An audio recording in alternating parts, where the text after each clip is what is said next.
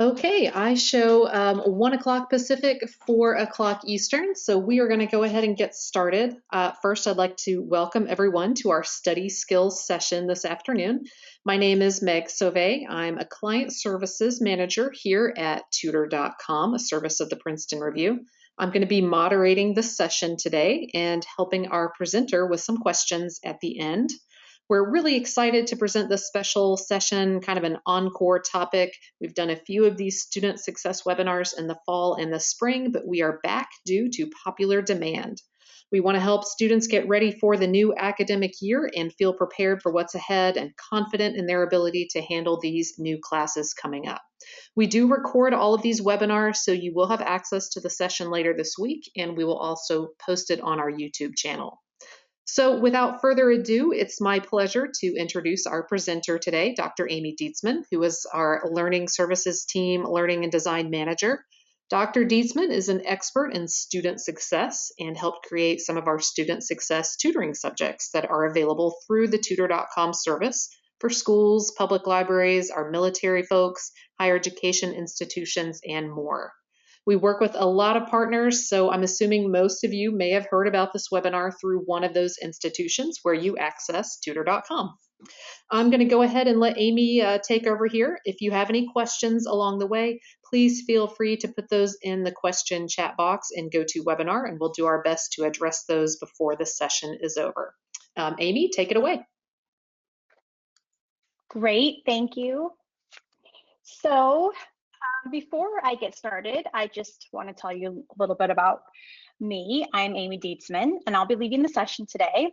I want to tell you a little bit about where I started. I used to be a high school English teacher, and then I started writing curriculum, and that's when I began teaching student success at the college level. If you've never heard of student success, it's a course that a lot of colleges require freshmen to take, and some call it Intro to College or College Success, something like student success. The point of these classes is to help students adjust to the different demands of college and think about things like time management, writing and research skills, stress management, financial skills, etc. So I taught that class for a while, and now I teach education psychology classes for Arizona State University. I teach classes about motivation, the brain, learning and memory, and a few others. I also work full-time for Tutor.com as the Director of Learning and Design. And at Tutor.com, we provide tutoring in student success topics for K-12 students and higher education students. And I also present on some of these topics like I am today. Today, I'm going to talk about study skills. Everything I'm talking about today can help a middle school student, a high school student, a college student, a doctoral student even. So hopefully you'll take some of these strategies with you on your own educational journey. Today, I'm going to share some helpful tips for study sessions. We're going to talk very specifically about note-taking and test-taking. I'm also going to talk to you about how wellness techniques connect to your study strategies. No matter your age, you can learn something from these tips. Many come from my own experiences and many are research-based. These tips might seem obvious, or they might not, but either way, they are good reminders. So as I talk, I'd really like you to ask yourself if you are doing these things or if you could be doing these things. So let's start with all the things you need to do before you start studying. Before you settle in for a session, designate a study area. Make sure your space has all the supplies you need and it has good light, and set yourself up with a drink and maybe a snack so you don't have to stop once you really get flowing. The key to successful studying is focus and trying to eliminate distractions and interruptions. But you don't need just one spot. Change it up. Feel free to move around, sit in different rooms, go sit at a coffee shop, find out what works best for you. But one important thing is you must get rid of those obvious distractions. Turn off alerts, reminders, and email. If things make noise and pop up on your phone or your watch or your computer, you want to turn it off. Put your phone on silent and leave it in a different room. You won't be tempted to look at it if it isn't close. Sit in a place where you won't be distracted by family, friends, people talking, loud music, whatever distracts you. Don't go there. Make a plan and set a goal. have an end goal for that time that you've designated and know exactly what you want to accomplish. You'll waste time if you have to sit down and then sort through all your assignments and classwork and figure out what you're supposed to be doing. So scheduling out your week ahead of time is a good way to use the study time that you set aside for studying and not getting organized. Start small and work on just a little bit each day. Reward yourself when you finish a good session. If you've met your goal, stop, take a deep breath, think about what you've accomplished, think about how good it feels to have met your goal, and then celebrate your small or maybe big victory. For me, knowing the reward ahead of time was my motivation. I liked to think about what I was going to do when I was finished before I even started. Everything I tell you today requires discipline.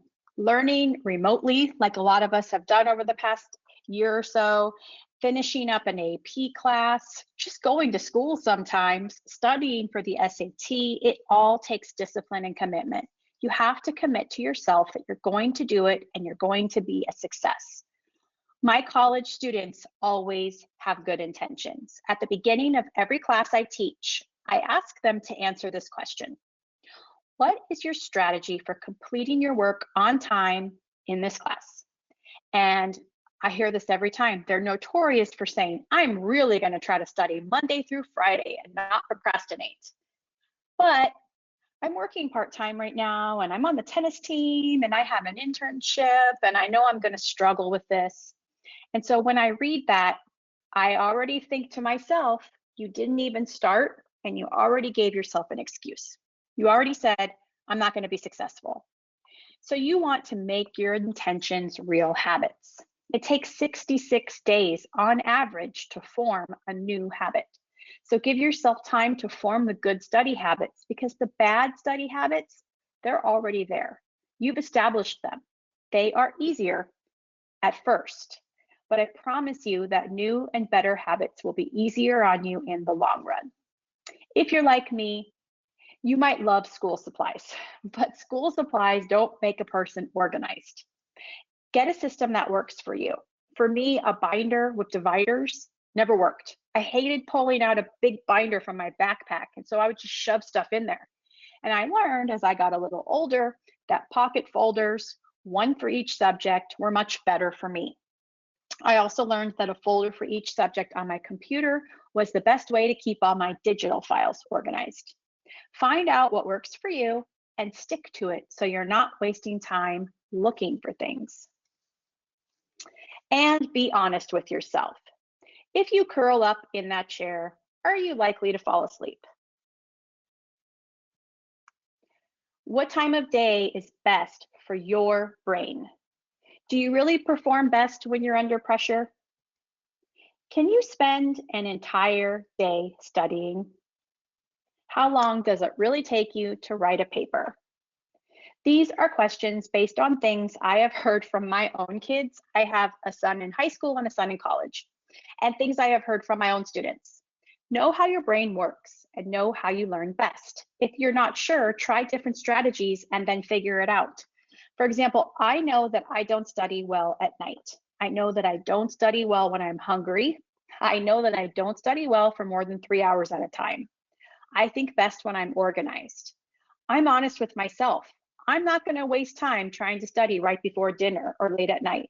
I'm not going to study when my room needs to be cleaned. And I'm not going to try to write a paper 3 hours before it's due. So why you shouldn't procrastinate. This is a PowerPoint presentation.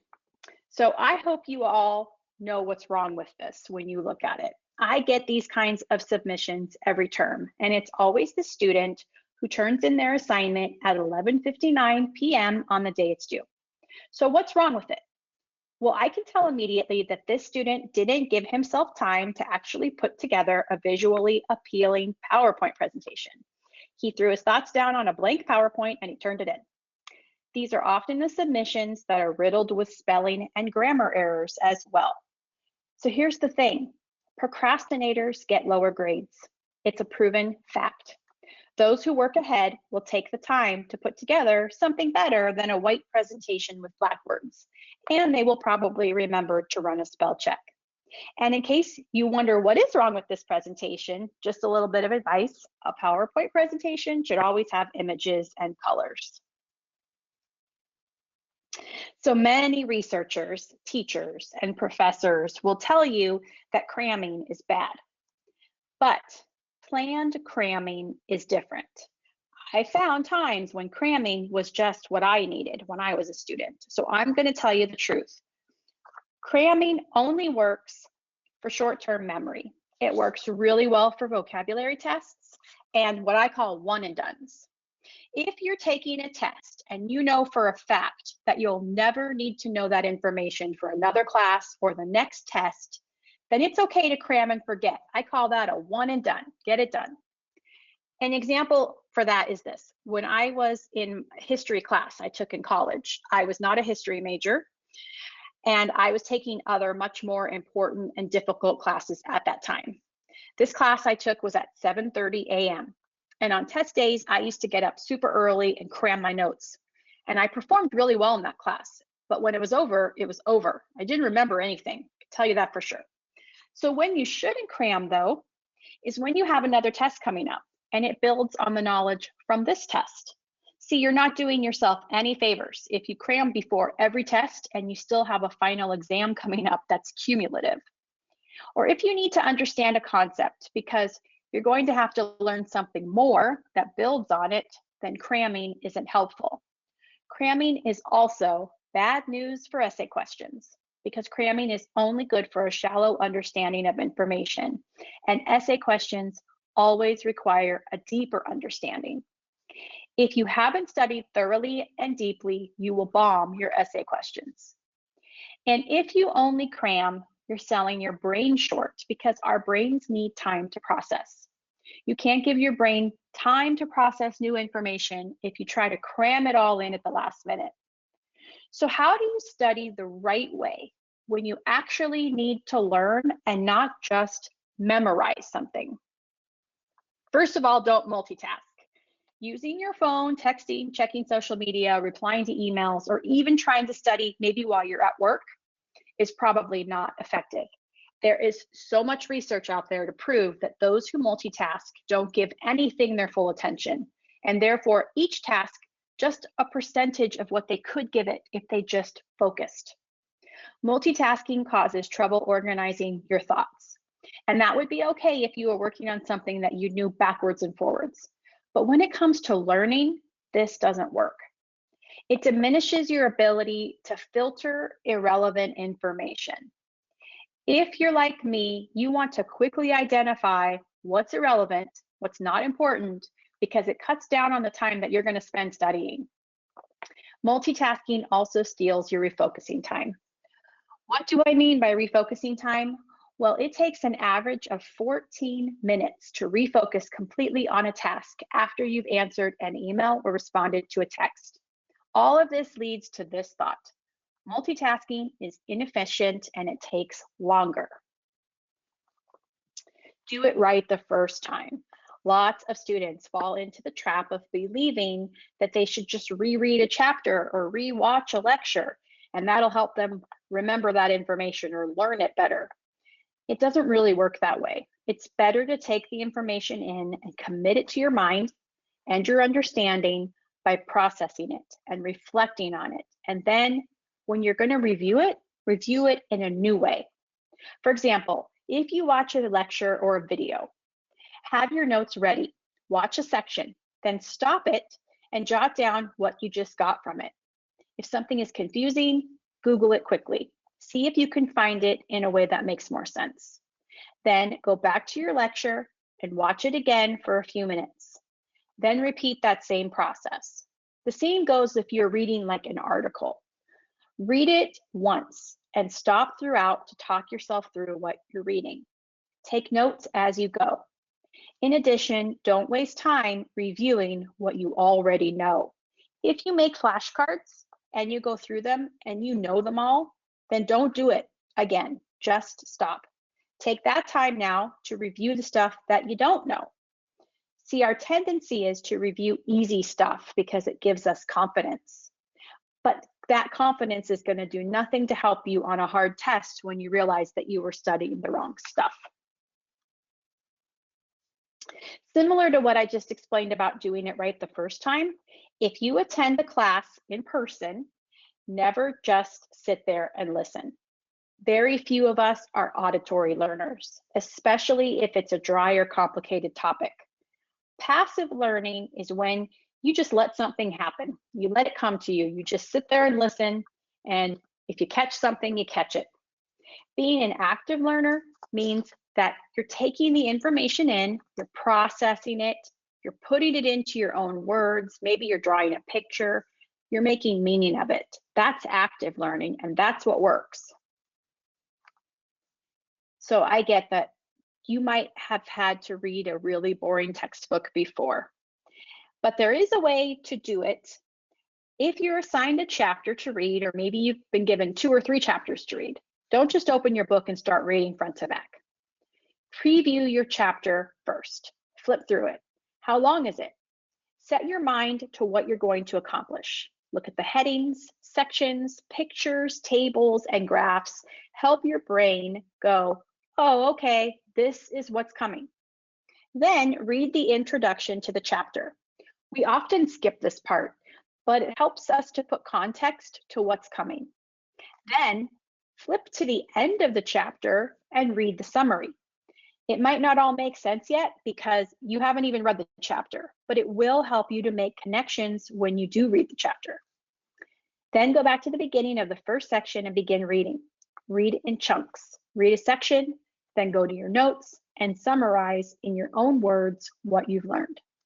Remember not to read the whole thing at one time, because your eyes are going to gloss over, your mind is going to wander, and suddenly you'll realize that you've read 3 pages and you haven't retained a single thing. Remember to be an active learner, which means to be an active reader. Constantly stop and talk yourself through your reading. So now let's talk about notes, because that's really important here. Taking notes. First of all, don't over highlight in a book. Biggest mistake students make: if you can't narrow down what's important to a phrase or 2 or a sentence or 2 on a page, then it's not worth highlighting. Plus, if you highlight, then you're tied to your textbook every time that you want to study. A notebook or notes on your computer are much easier to open and review at a later date. Also remember that if you're highlighting, you're not forcing yourself to put it into your own words. Turn the headings of your chapter into questions and then answer the questions with your notes. Always put your notes into your own words. I prefer to make notes with bullets. I like outline notes where I jot down big ideas and concepts in an outline format. Rarely do I write in complete sentences. And I am not a fan of notes that don't come easily and naturally, but that is me. So what works for you, that's what you have to figure out. And when you read a textbook, you should always pay special attention to vocabulary words. So research shows that we learn more from writing than we do from typing. But if you prefer to type, then start there. See if it works for you. After you take a test, look back at your notes and see if you had any of the pertinent information there. If you had really good typed notes and you had difficulty remembering the information from them, then you might need to handwrite your notes next time, because the handwriting might help with your memory. If you took a test and nothing on the test was in your notes at all, then you need a different type of notes. If that's really true with any kind of notes, you should always review them after you take a test. And I don't know about you, but I never did this when I was a high school student, maybe a little bit in college, but I would take the notes, and as soon as I took the test, those notes would go in my folder and I never looked at them again. But here's the thing, if you look back at your notes after the test, you're going to know if they were any good.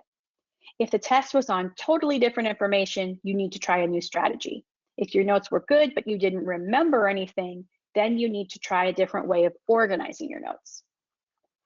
Also, one other tip is, once you're back to school and maybe you already are, use the time you have to study. So if your teacher finishes a lecture and there are 10 minutes left in class, do something productive during that time. You're already there, you may as well use it. Start your homework so you have less to do after school. Or if you have a long bus ride home from school, do a couple of algebra problems on the bus. Depending on the subject, this step can be critical. If you draw pictures or maps, you are more likely to understand the connections between things.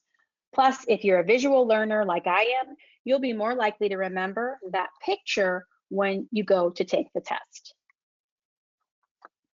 The very best way to learn and remember something is repeated exposure. Read, take notes, review your notes, make flashcards, Google it and find a video. Now you've seen or processed the same information 5 times. You have a greater chance of remembering that information later. Now, I want to point this out. I am not saying that you should do this with every single chapter, every single unit, and every single class. That would take forever. No, this is for difficult information that may be harder for you to retain. And keep in mind that if you take 50 pages of notes and never look at them until a couple days before a big test, you're going to be overwhelmed. So repeated exposure in different modalities is an important step throughout your process. Talking through a concept is the best way to commit it to your memory. Even if you don't fully understand it at first, well, I always think of it this way: fake it till you make it. That's what I think of. Talking through it, even if it seems confusing and you don't really get it, will help you to process and learn it. Make a friend in every class and make them your study buddy. If you can't get a friend as a study buddy, use your parents or your sibling or anybody who will just listen to you talk through a concept and process it. One of the biggest mistakes students make is thinking that just reading something is enough. Reviewing your notes is an important piece, but how do you know if you really know it? Well, you have to assess yourself, which means test yourself. Make flashcards, use apps, find online quizzes, test yourself to see if you actually know something. And this is where study groups come in handy because you can test each other. Wellness tips are a critical component to studying. Exercise actually increases brain performance. So take breaks in your study time and go for a walk, or consider going to the gym right before you have a long study session. For me, exercise was my reward for studying. Whatever works for you, but a part of it is knowing when to take breaks. Schedule yourself for small study sessions with breaks. When your brain is tired, you might need a quick power nap. If you're worried that you'll fall asleep for hours and you don't have hours, then hone in on the power nap skill. If you're worried you're going to fall asleep, what you need to do is set an alarm for just 20 to 30 minutes and then rest. You may not actually fall asleep, but just closing your eyes and resting and quieting your mind will help you. Research actually shows that power naps are so much better than long naps in helping you to feel revived and rested. Also, make sure you're eating while you're studying, and your eating should be healthy. You've heard all the statistics and dangers about energy drinks and soda, so be mindful of that because those kinds of things also produce anxiety. And so if you're studying and you're just a little bit anxious about a test, it's going to make you feel even more anxious. And lastly, one of the best things for your brain is music. And I don't mean music with lyrics. I mean classical music, piano music. Maybe you don't love it. That's okay, because it's known to stimulate your brain and can play in the background. So your brain is not really distracted by it, but you're completely focused on the task at hand. It will relax you. Before you take a test, start with a positive mindset, believing that you will succeed and envisioning yourself passing the test. But if you have taken tests before, maybe somewhat unsuccessfully, advocate for yourself, meaning ask your teacher or your instructor what you need to know for the test or what you can do better in terms of studying. Share your strategies. Tell them what you've done and ask them what you could do better. It's quite possible that your teacher will give you a really, really special tip like this. All the information on the tests comes from the articles I share with you. Wouldn't that be great to know that? Or all of the essay questions are discussion questions from class. Wow, I would definitely not fall asleep in that class if I knew that. Or I post study guides on the resources page of the online classroom. Maybe you didn't even know there was a resources page. Now you learned the key to better performance. And all it took was just asking. Stand up for yourself and advocate for yourself. All the tips I shared with you require time. I know that, a lot of time, and some of it was probably overwhelming. But like I said, you don't have to do this with every class and every chapter and every single thing you study. Some tests are going to come easy to you and some aren't. This is when you use a lot of these strategies, when it's just harder. If you're a procrastinator, are you going to have time to do all these things? Will you really have time to review and reflect if you've put off studying until the night before the test? Nope. And you've also probably stressed yourself out in the process. Not to mention, if you don't feel prepared for a test and you think you're going to bomb it, you just might. Here are the references if anybody wants to read any articles that I got some of this information from. And now I'd love to answer anybody's questions. Meg can help me. Thank you, Amy. That was great as always. I think all of my colleagues here at Tutor.com and the Princeton Review, we all agree that these tips are helpful even just for kind of daily work. Yeah, I'm not a student anymore, but there's certainly applications for a lot of these tips and tricks and strategies. So at this point, if we have any questions from our attendees, we'd love to answer those. So please feel free to put those in the question box and we will address them as they come in. I did want to ask you, Amy, based on some questions I've had in the past from folks, do you have any maybe specific or even general strategies for students who are transitioning out of high school and into college this upcoming semester? Are there any differences in their study habits they can think about? Yeah, I think a lot of times, first of all, if you were a really, really good high school student, a lot of high school students just assume they're also going to be really good college students, and many are. But we don't have to be perfect. So don't set that expectation for yourself that you're going to be perfect at everything. Tests are harder. There's more information in every class in college. You can't possibly know everything on the test. So one of the things that you have to do in college that you maybe didn't do in high school is you're going to have to kind of narrow down the big concepts in the class and what's most important, which is why I said ask your instructor. If you take a test and you don't do well, ask your instructor what you could do better, how you can narrow down, because there's no way you'll know it all. So that's one important thing, is narrowing down big concepts, learning how to be a good note taker, being an active learner. I mean, I'm not gonna lie to you guys, I fell asleep in high school all the time. I could not fall asleep in class in college. I learned really quick that that just wasn't gonna get me through. So we have to step it up a little bit. You have to be okay with yourself not being perfect. You may have gotten straight A's in high school. You may not get straight A's in college, and that's okay. Set realistic goals for yourself as well. Great. Definitely a helpful answer for all those kids who are starting their first semester in college or even continuing through to the next year. We did Yeah, have a question. What are some of your suggestions for overcoming procrastination? Good question. that is a good question. And it's one I get every single time I do this webinar or any of my student success webinars. And the fact is, there's no magic pill. The main thing is to start small, start with the schedule, just start doing things on time and see how you feel about it. If you're about to start a new semester, there is never a better time than now to really get yourself scheduled and to make sure that you're doing something every day. So one of the things the procrastinators do is they see an assignment due on Sunday, so they think, okay, I'll do that on Sunday. No, you don't do the assignment the day it's due, because then if something comes up on Sunday or you sleep too late or whatever happens, the next thing you know, it's Sunday night and you're like, oh shoot, I haven't started. You really should start the assignment that's due on Sunday on like Monday, and then give yourself little bits of time a few times throughout the week to get it done. Maybe Sunday, all you're doing is cleaning it up and submitting it. So that's really, really important, is to schedule, to look at your calendar, schedule yourself out to do little bits every day.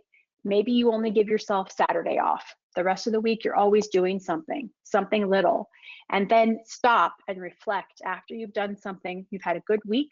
How do you feel? And that should be enough to make you want to do that again. Another week like that. That was a good week. So there's really no magic pill. It's just do it. It's just schedule yourself and be disciplined. Tell yourself you have to be disciplined and you want to feel better about things. You want to get better grades. This should be enough to get you just that little boost to get started. Good answer. Now, I have one that's going to maybe challenge you a little bit. What if you perform your best work when you procrastinate? Well, that is my son has told me this for years that he's really good under pressure. And actually, I'm really good under pressure too, but pressure is not the same as procrastination. The thing about procrastination is it produces anxiety, and nobody wants to have anxiety. We have enough of that in the world, so we don't want that. But two, I think people have convinced themselves they're better when they procrastinate because they don't know what it feels like not to. So if they do pretty well, they get a B maybe on an assignment, they think, I'm great. I'm good at procrastinating. That was my best work. But was it? I don't know. Maybe if you'd done it 2 days before, maybe you would have gotten an A. So I think sometimes we just convince ourselves of that. But I can say some people do really well under pressure.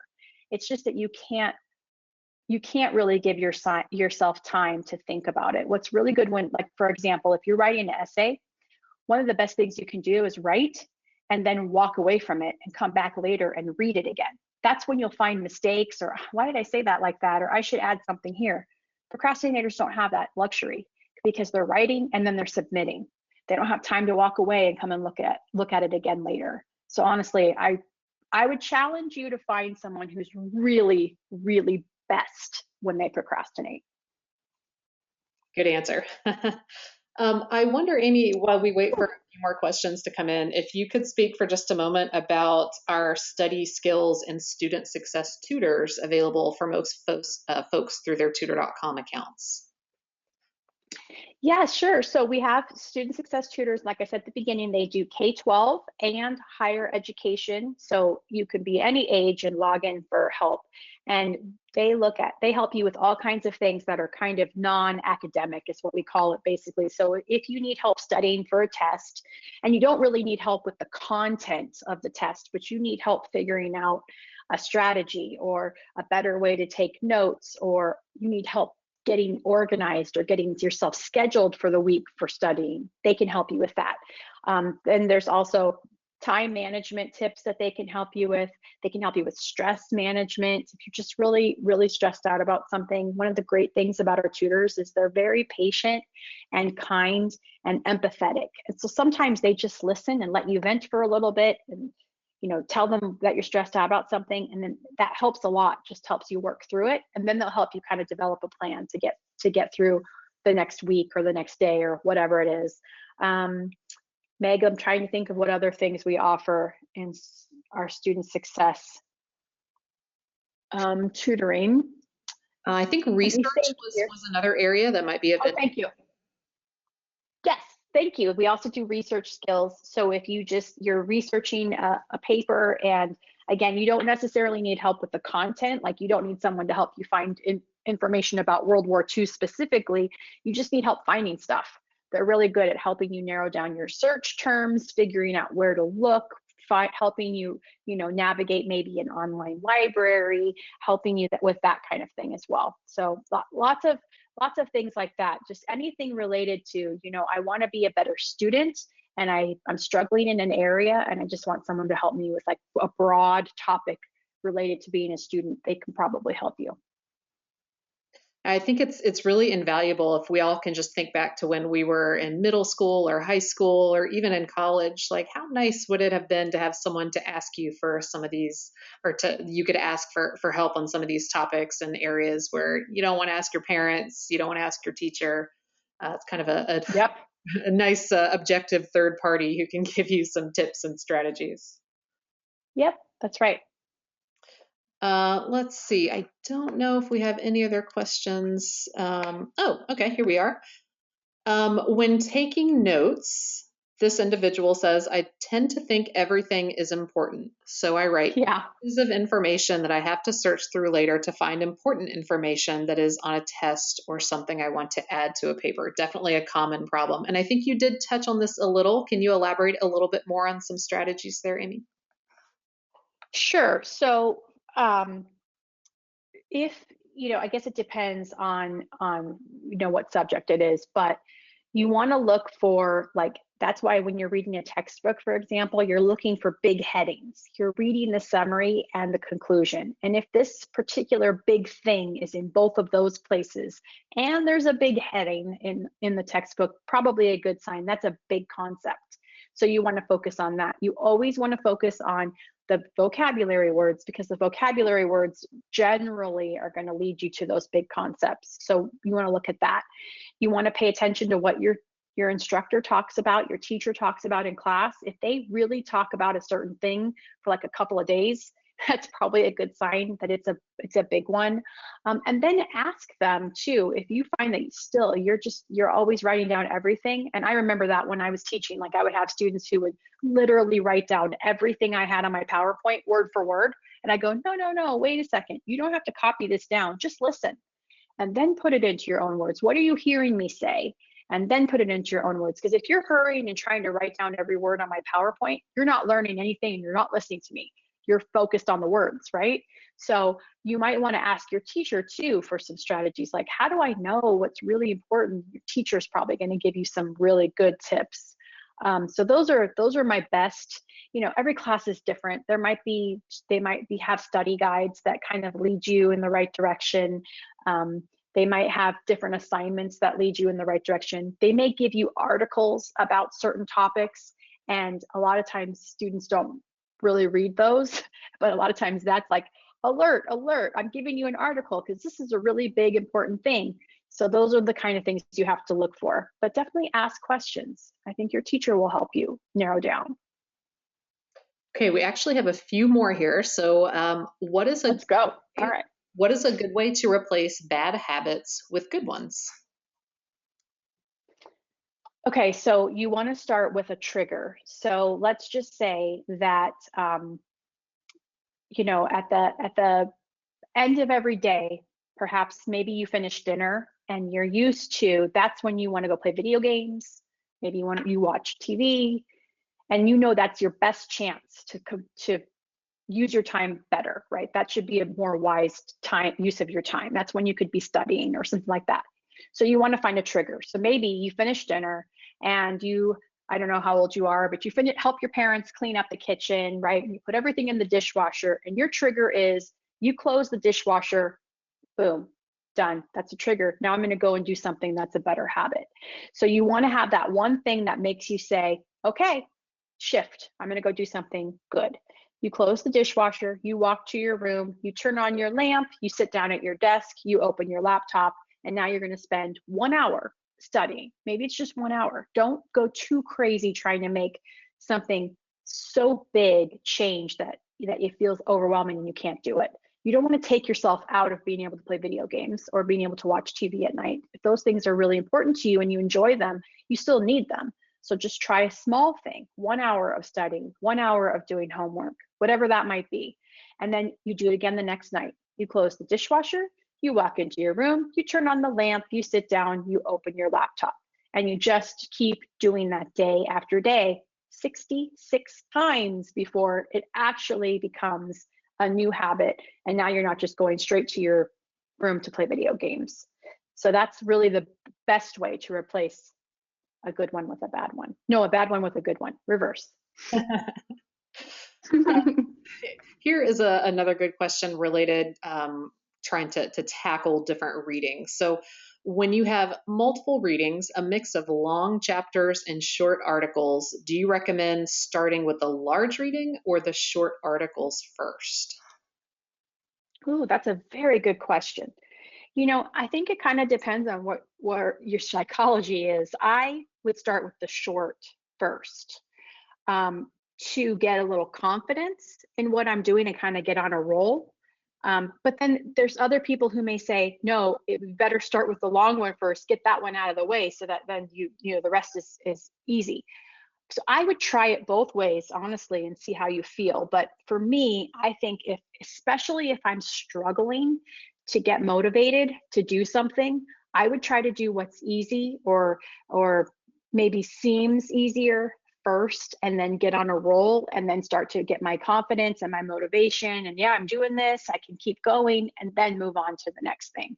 And nothing says you have to do it all at once. You can read an article or a set of articles, go for a walk, come back, then do the chapter. Maybe you only do half the chapter, and then the next night you do the other half. So don't tell yourself you have to sit down and read every single thing that you were given to read for a week in one sitting. That's probably too much. That's great advice that I wish that somebody had told me when I was in high school. No kidding. Kind of related, how would you break down working on a large research paper? And I don't know what large is, but let's imagine multi-page research paper. Okay, so I always, when I was going to school, especially when I was an adult and I was going to school to get, some of my harder degrees, and I had to write research papers like every week. What I would do is sometimes I would do my research where I would actually sit at the computer and look on the online and go into my school's library, and I would do that for a couple of days. I would set aside maybe Friday, Saturday, Sunday was just research, and I was just taking notes and finding all the articles I was going to use for my research paper. Didn't write anything, just gathered my information, because gathering information helped me figure out what I wanted to write, right? Because you might have an idea for writing, but if you can't find any research to support it, then you're on the wrong track. You shouldn't be writing about it. And I think a lot of students start to write first and then try to find research, and then they get frustrated because they can't find it. So come up with your topic, sit for a few days, researching, coming up with as many articles as you can for a few days. Then organize those notes into paragraphs. Okay, I have this research to support my second paragraph, my third paragraph, my fourth paragraph, organizing. Then sit down and write whatever paragraph comes the easiest to you. If writing your first paragraph is overwhelming, you don't know how to start, maybe thesis statements are not your thing. This is very common. Don't start with the intro paragraph, start with your body paragraph and write those first. And then write maybe a paragraph, go for a walk. Maybe you write another paragraph, that's it for tonight. Next night, you're going to write another paragraph or two. You're adding in your research as you go. And in the end, I would say, let's say I did Friday, Saturday, Sunday, I was doing my research. Monday, Tuesday, Wednesday, I started writing. Maybe I don't do anything Thursday. Maybe Friday, I'm cleaning it up. Maybe Saturday, I'm submitting it. I'm making up days. I don't know when your assignments due, but in the end, I've been doing this for maybe 8-9 days. I've been just breaking it up into little pieces over the course of 8-9 days, maybe 2 weeks, if you have that kind of time. But research papers are very overwhelming for most people. So you never want to sit down and tell yourself, I'm going to write a research paper today. No, today I'm going to research. Tomorrow I'm going to write a little bit. Then I'm going to write a little bit more. Break it up. Awesome. Yeah, great advice. Don't make it so overwhelming that you don't even start. Still have some good questions coming in. What is a good way to motivate yourself to do homework or study for a test or a quiz? Well, that was one of the ideas I shared, was think of a reward. Maybe you really, for me anyways, I really love coffee. So I would honestly a lot of times just say, I'm going to do this study session and then I'm gonna go get myself a coffee. Maybe that was good. Or I'm gonna do this and then I can play a video game, right? So motivating yourself by giving yourself a reward for completing something is a really good way to do it.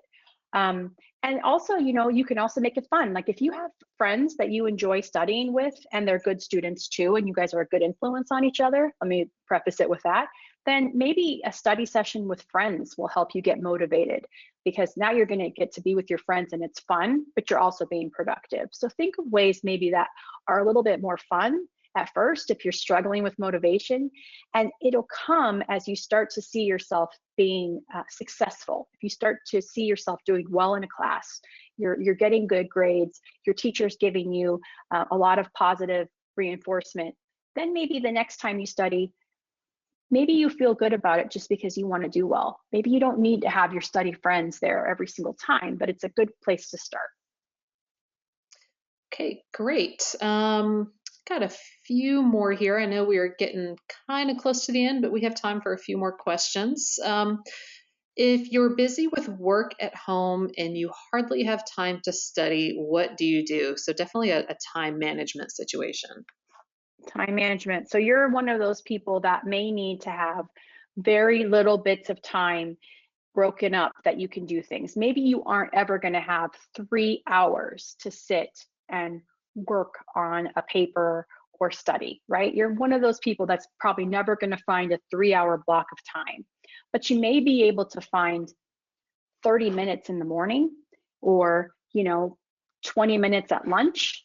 Whenever you can find it, it's all about time management. And I will say that we put what's most important in our lives first. So even if, and a lot of people that listen to me talk probably are not morning people, but I highly, highly recommend, if you're really struggling to find time, that you find time in the morning, because that time is usually taken up by sleeping, right? So if you can just cut 30 minutes into your sleeping time and wake up early for 30 minutes and study, you'll find that that is probably easier to accomplish than waiting until the end of the day when everything comes at you all day long and suddenly now you're tired and maybe a bunch of things came your way that you didn't expect, and now you're trying to study at 10 o'clock at night or 11 o'clock. I don't know, my son would study at 1 o'clock in the morning or something like that. I could never do that, but that was harder and harder to do for him, because the next thing you know, it's 2 o'clock in the morning, and now I'm getting a little tired. Now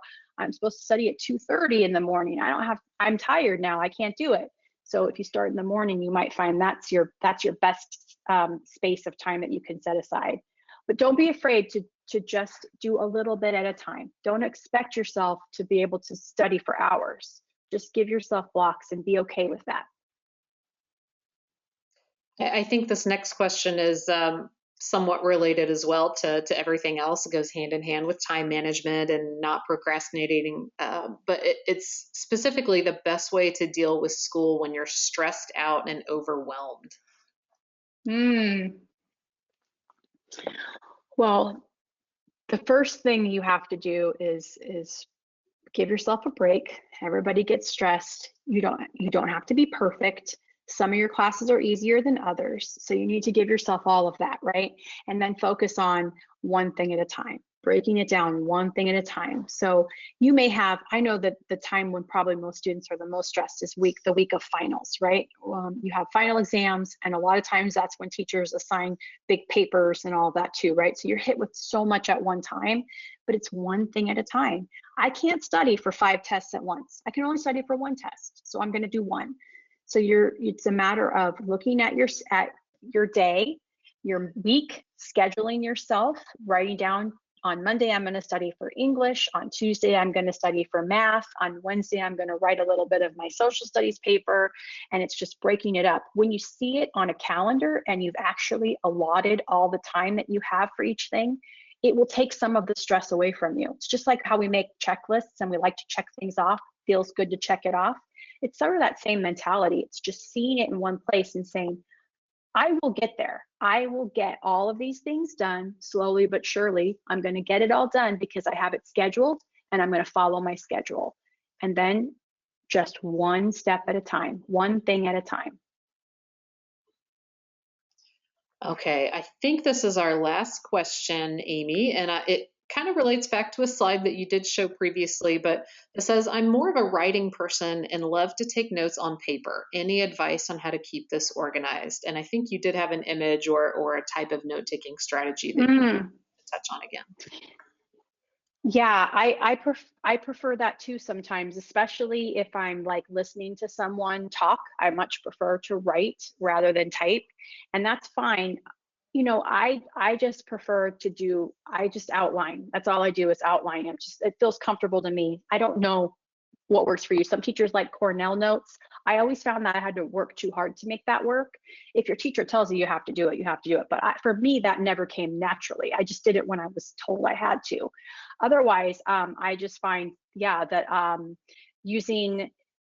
using a spiral notebook for that was best. And I just like to put a heading and A, B, C, D and notes underneath with bullets, and that worked for me. I can't say that there's magic to that either. It's a matter of trying different things. You can certainly Google different note-taking strategies and see if you can find one that you like, but I think a spiral notebook is good because then the pages don't get mixed up. And so that's the best I can give you on that one. Okay, it looks like that's all of the questions. So I think this is probably a good time to wrap up. I'm so glad that we had so many folks participate and great questions there. Hopefully, everyone got their questions answered. Hopefully, they thought of them in time for the webinar. But that's what our student success and study skills tutors are there for if you think of something later on. So again, thanks to everybody that attended. Thank you for your questions. Amy, thank you so much for all of your strategies and tips and tricks and wisdom that you shared today. For everyone who's still with us, please make sure you check out our social media channels so you don't miss out on our future webinars and videos. We do post them on our YouTube channel, so look for this one in a few days and please do share it. And again, thanks for attending. We appreciate everyone's participation. Hope all this helps, and we look forward to hosting you on future webinars. So have a great afternoon or evening. Thank you.